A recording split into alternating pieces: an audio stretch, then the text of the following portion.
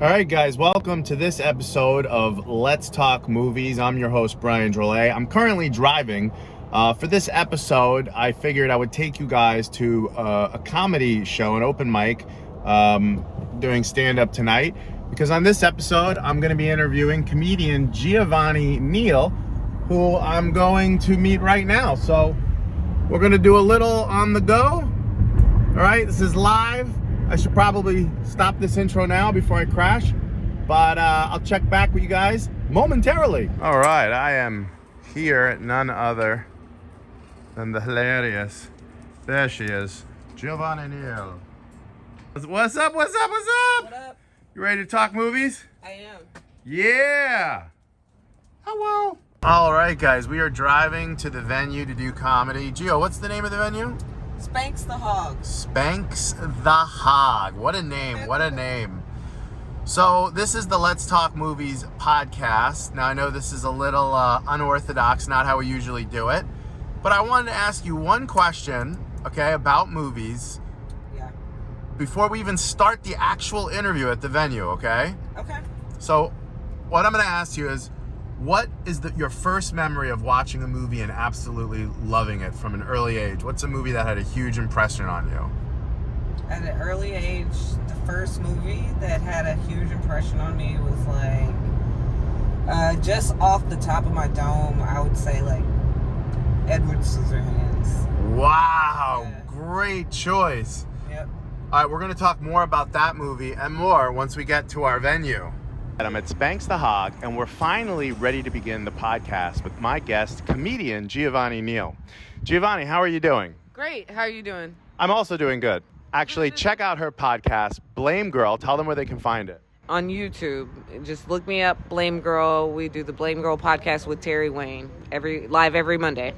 Giovanni is a comedian here in South Florida, which is where we're at. And you had mentioned in the car one of your earliest movies you can remember impacting you was Edward Scissorhands, a movie that I absolutely love. I want you to tell everybody why you love the movie and why it made such a big impression on you. I think I like dark movies, when I was younger. Now I'm a little bit more lighthearted. I still do some dark stuff, but when I was young, I liked dark, and that was dark. And the Scissorhands, that was just it was an interesting new concept for a kind of scary movie. Even though it wasn't like very gory or anything, it was perfect for kids because I could watch it, be scared, and not be traumatized. So you saw this Scissorhands man fumbling around with his hands. Scissorhands man's fumbling around with his hands. Sounds like a rap. Sorry. How do you live like that? How do you fall in love like that? And we got to see that on film, and it was captivating. My sister and I watched a TV show on Discovery, and it's called Strange Love. And there was a woman, and she had like 10-foot-long fingernails. And everybody was like, that's like Edward Scissorhands. How does she do it? Maybe that was her favorite movie ever. That was not me. That was not me. But yeah, I mean, so I get what you're saying. It was like the right level of creepiness and darkness, but as a kid, you could still watch it and enjoy it. Yeah, and enjoy it. It was very entertaining. And then the setting, I don't know if you remember, but it was like the 1950s or 60s, very Stepford wifey, when wives were home and their husbands all went off to work and everyone's like in everybody's business. So it was weird having that Scissorhands guy coming and dating one of the teenage girls, Winona Ryder, as you might remember. And so it was such a good movie. And I don't know why I associate it with Christmas time, but I kind of do.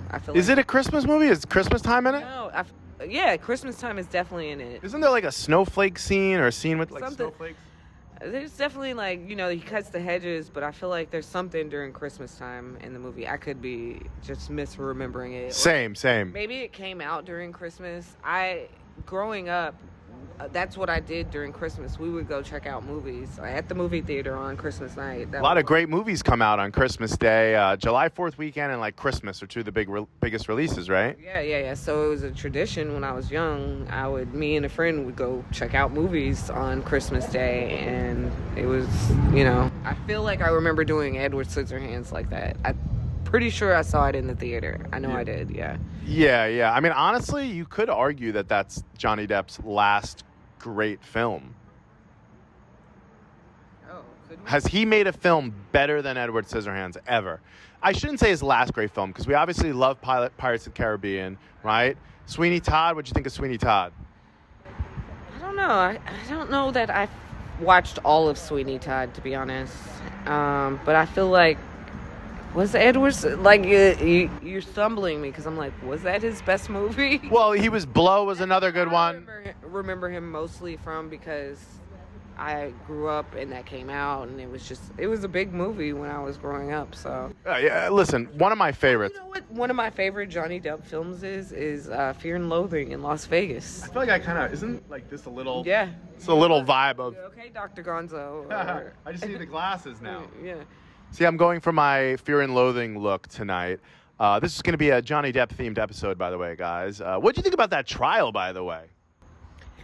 I didn't follow it that closely, but as a lay professional, personally, I think it's good that the verdicts came down the way they did, because my personal feelings, I think that Amber Heard was lying. I know we're supposed to believe women, but I think she was lying. You can't believe all women. You can't believe all women. You can't believe all women. Some of them are nuts. You heard, Amber? Not me.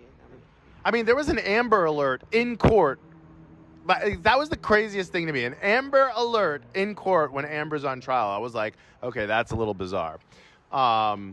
But yeah, I made a controversial video, I guess you could say, because I was like, I believe Johnny Depp. But the thing is, I did. I mean, if you watch those trials, You made a video about it? Yeah, I did a podcast about it. And The Big Dro Show, available on my YouTube channel, youtube.com/Big Dro.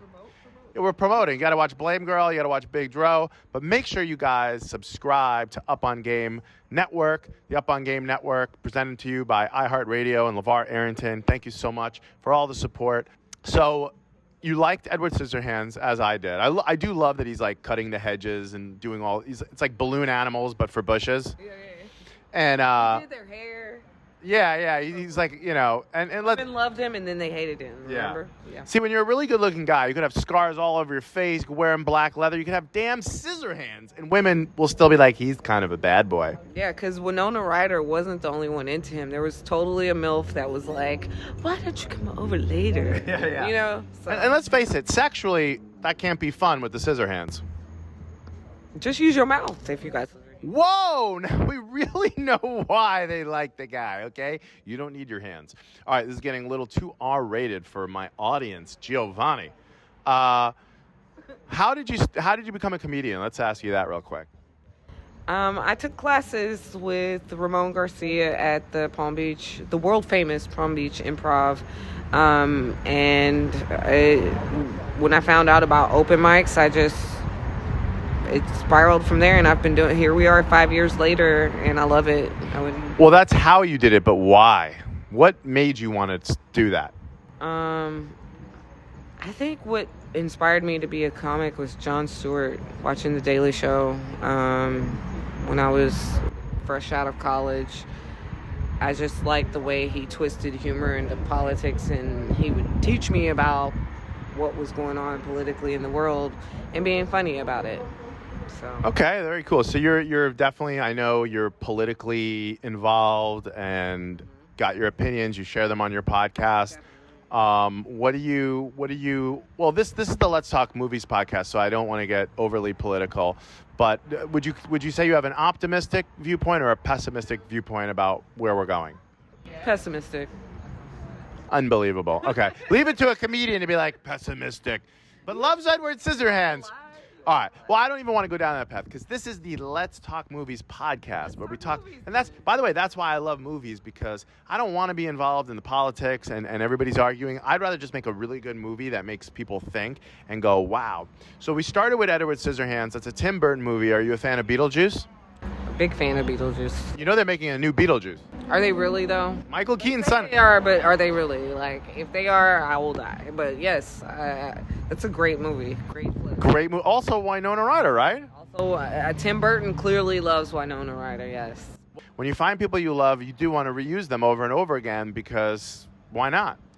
I was just thinking, since we're on Winona Ryder, another two great films that Winona Ryder was in was Heathers. I know that movie, but I don't remember it, but I know it. About the girls, they were like all clicked up, and each girl had to wear a specific color. Winona Ryder was Veronica, but all the other girls were Heathers. People died. It was a satire. And then Welcome Home, Roxy Carmichael. I don't know if you ever heard of that one. That was a really interesting, I think HBO made it actually, and it was about how Roxy Carmichael was like a big celebrity in this small town just because a musician wrote a song about her. But she was like the most famous person in the town, and it was just like surrounding that. But Winona Ryder was also in that. Oh, so you're a Winona Ryder fan, it sounds like. I am, yeah. You're a Winona Ryder or Dyer? A little bit older, so yes. Winona Ryder or Dyer. You're right. But yeah, so have you seen Wednesday, Tim Burton's latest series on Netflix? I have, yeah. I've seen What do you think? It's really good. I like it. Same. Yeah. Okay. It was Winona. It's just giving her Ryder. one word. I'm like, his Winona. I know Christina Ricci was the old Wednesday, but Again, reusing the same actors, actresses. is that Tim Burton also? Tim Burton, he directed the first 4 episodes of Wednesday. Oh wow, I didn't know that. I didn't know that. See, on the Let's Talk Movies podcast, you learn things about your favorite filmmakers. That's what. I did not know that. That's pretty interesting. Yeah. Okay. So, what is a movie? What's your favorite movie you've seen this year? Oh, it was a random cigarette butt. That's what happens when you're at Spanx and the Hog. What's one of your favorite movies you saw this year? You know what I saw this year that I really loved? It was called Where the Crawdads Sing. Wait, what? Where the Crawdads Sing.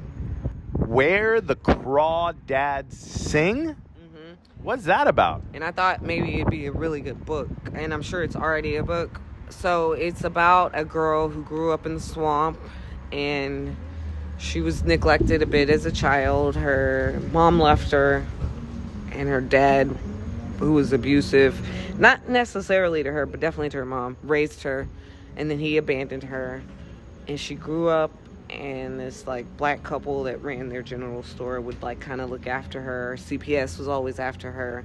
Anyway. What's CPS? Child Protective Services. Trying to get her out of this where she's alone and she's like a teenager.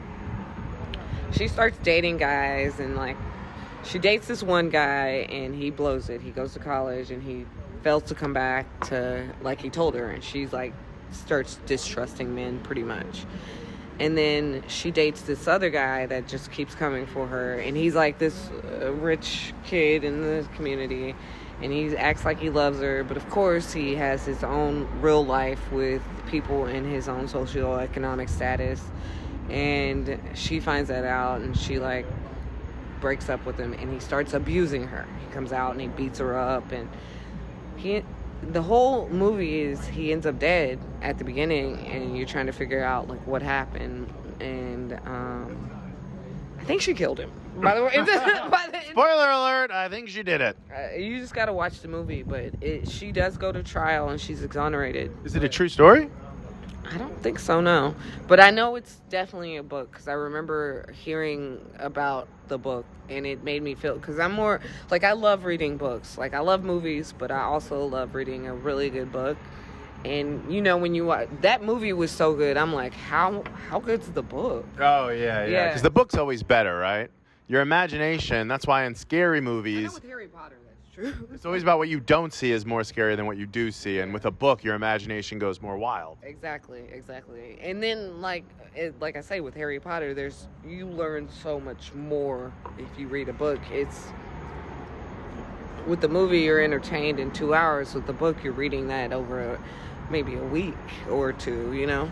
Yes. So you guys need to check out Where the Crawdads Sing. Where the Crawdads Sing. And that reference, just since we're doing this, in the movie, that's where she would run to feel safe, because her dad, like I say, was abusive. And then there's just all kind of other scary... And what is a crawdad again? That's a... it's a mud bug. It's a crawfish. I don't know. Take place in Louisiana? I don't know. But I know I love a good crawfish boil. I'm from Texas, but it's definitely a southern swamp area movie. Definitely need a swamp. I'm going to go Mississippi, maybe. All right. Louisiana in between there. What was one of the worst movies you've seen recently where you're like, I don't like this, and why? One of the worst movies. Can we cue the motorcycle? Okay. I don't know, Brian. That's a hard question. One of the worst movies I've seen, I just turned them off and don't remember their names, so I don't know. All right. So, what's a movie? Have you seen anything in theaters recently? No, I haven't. Have you streamed anything recently? I haven't. I feel like I haven't even been to. Have you said the word movie in the last week? I don't even think I've been to the movies since COVID. No. Yeah. Do you know how disappointed Tom Cruise would be? I can only imagine. I gotta get a trip to the movie theater soon. So what's the last movie you saw? Do you even remember?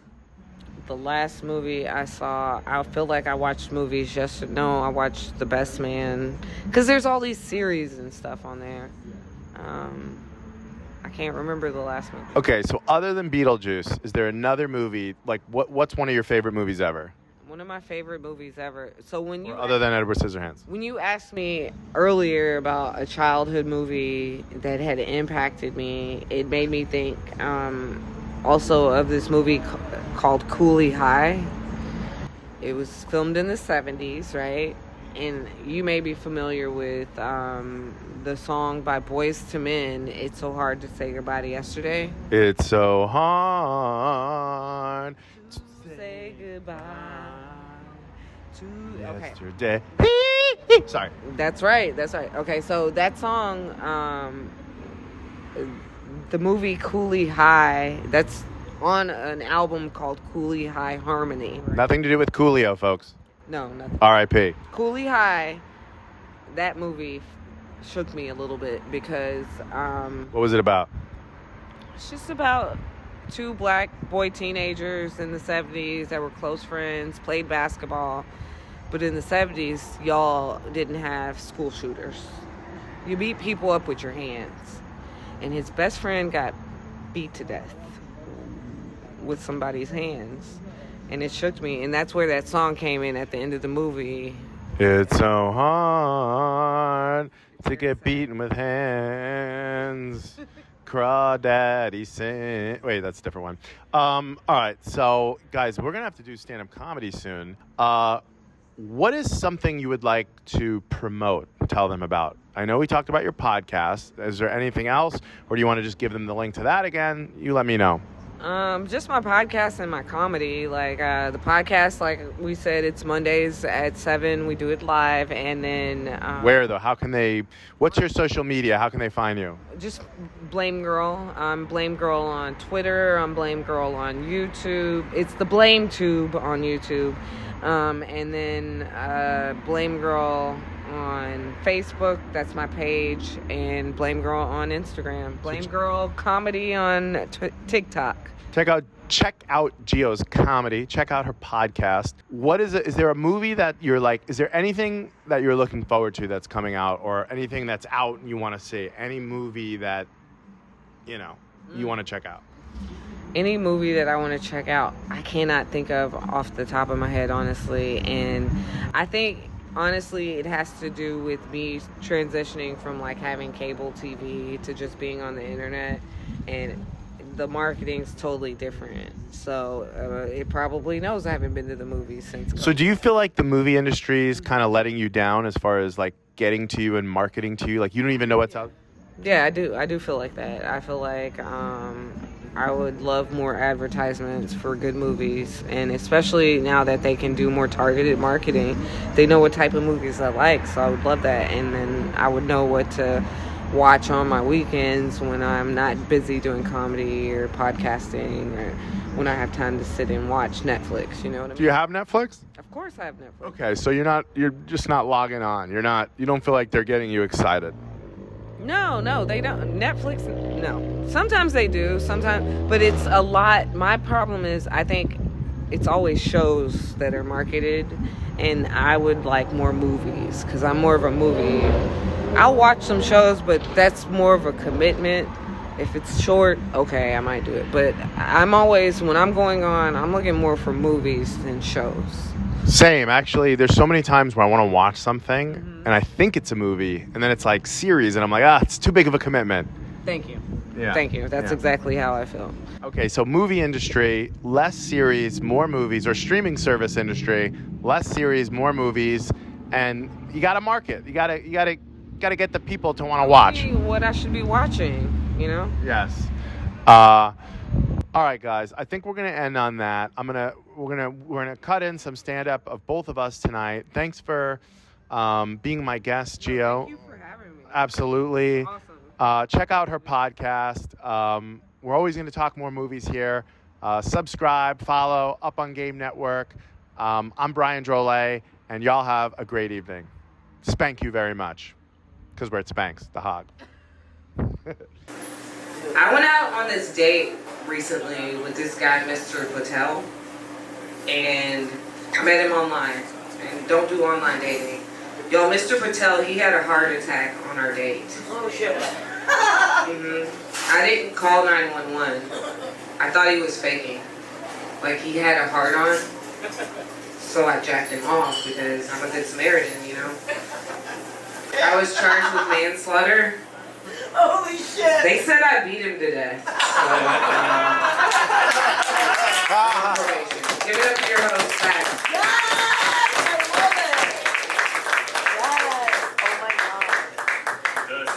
Have a sanitary one. Okay. An orgy, I've never been in an orgy. I feel like it would be awkward at the end, you know, like when everybody's finished, like, has anybody seen my watch? The guy's like, sorry, I don't know how that got there. It's already hard enough when you have a one-night stand to get that one person out of your house. Imagine, like, you gotta get to work, there's 40 naked people. You mentioned something to me, and I was like, oh, we got to put that on the podcast. That's very interesting.